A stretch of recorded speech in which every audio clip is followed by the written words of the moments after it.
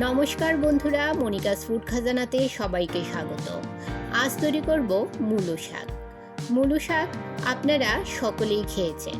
শীতের বাজারে প্রচুর পরিমাণে মূলো শাক পাওয়া যাচ্ছে। আমি আজ যেভাবে মূলো শাক রান্না করব, এইভাবে একবার মূলো শাক বাড়িতে রান্না করে দেখবেন, দারুণ লাগে খেতে।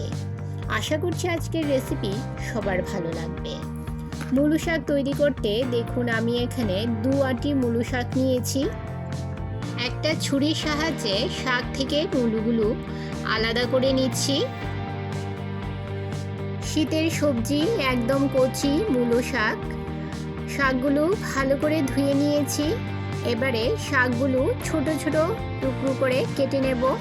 যতটা সম্ভব ততটা ছোট ছোট করে শাকগুলো কাটার চেষ্টা করবেন, কারণ মূলো শাক একটু শক্ত হয়। শাকগুলো খুব ভালো করে কেটে নিয়েছি।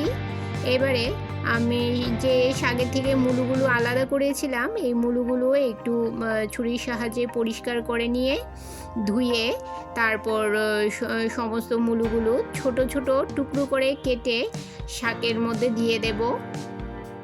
আমার চ্যানেলে নতুন বন্ধু হয়ে থাকলে চ্যানেলটি সাবস্ক্রাইব করে পাশে থাকা বেল আইকনটি প্রেস করুন আর নোটিফিকেশন অল করুন পরবর্তী ভিডিওর আপডেট পেতে। বন্ধুরা, যারা আমার ভিডিওটি এখনও ধৈর্য সহকারে দেখছেন অথচ একটা লাইক দিতে ভুলে গেছেন, তাদের কাছে অনুরোধ, প্লিজ একটা লাইক দিয়ে ভিডিওটি কন্টিনিউ করুন। আপনার একটা লাইক পৌঁছে দিতে পারে আমার রেসিপি আরও বহু মানুষের কাছে। এই যে দেখুন, মূলো শাকগুলো খুব ভালো করে ছোট ছোট করে কেটে নিয়েছি। এবারে সামান্য পরিমাণ নুন দিয়ে মূলো শাকগুলো খুব ভালো করে মেখে নিতে হবে। এই যে দেখুন, মাখার পর মূলো শাক আগে কতটা ছিল, এখন কমে কতটা হয়ে গেছে। দেখুন একদম অল্প হয়ে গেছে। এবারে শাকগুলো সাইডে রেখে আমি একটা পাত্রে কিছুটা মুসুর ডাল সামান্য নুন দিয়ে সেদ্ধ করে নেব। এখানে আমি 2 মুঠো মুসুর ডাল নিয়েছি। মুসুর ডালটাকে মিডিয়াম ফ্লেমে সেদ্ধ করে নেব। এই ডালটা আমি মূলো শাকে ব্যবহার করব। এই যে দেখুন, ডালগুলো এইরকম গোটা গোটাই রাখবো। এবারে কড়াইতে 2 টেবিল চামচ সাদা তেল গরম করে নিয়ে এতে 8 থেকে 10টা মাছের বড়ি ভেজে নেব। মাছের বড়িগুলো ভেজে তুলে নিয়ে ওই একই তেলেই আমি দিয়ে দিলাম একটা মিডিয়াম সাইজের পেঁয়াজ কুচি। পেঁয়াজটাকে সামান্য নেড়ে নিয়ে এতে দিয়ে দিলাম 4 কোয়া থেতো করে রাখা রসুনটা দিয়ে আর একটু সময় নেড়ে চেড়ে নিয়ে দিয়ে দিলাম 2টো শুকনো লঙ্কা।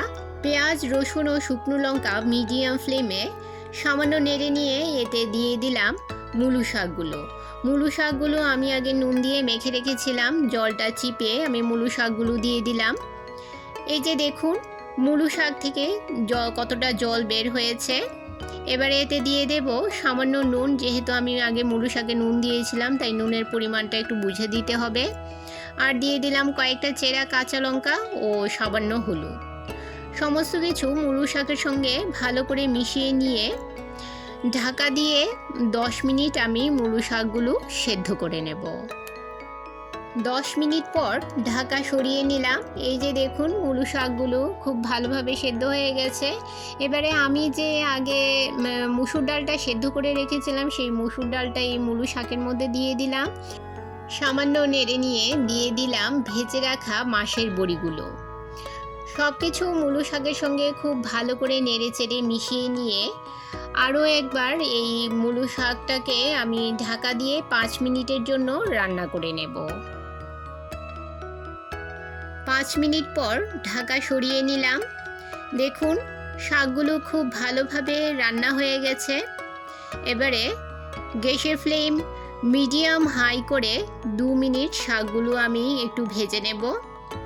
তৈরি হয়ে গেল খুবই সুস্বাদু মূলো শাক। শীতের মূলো শাক এইভাবে একবার বাড়িতে অবশ্যই মূলো শাক রান্না করে দেখবেন, দুর্দান্ত লাগে খেতে বন্ধুরা।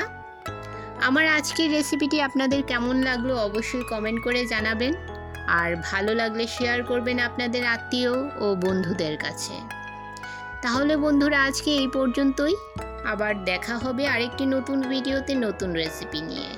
সবাই ভালো থাকবেন, সুস্থ থাকবেন।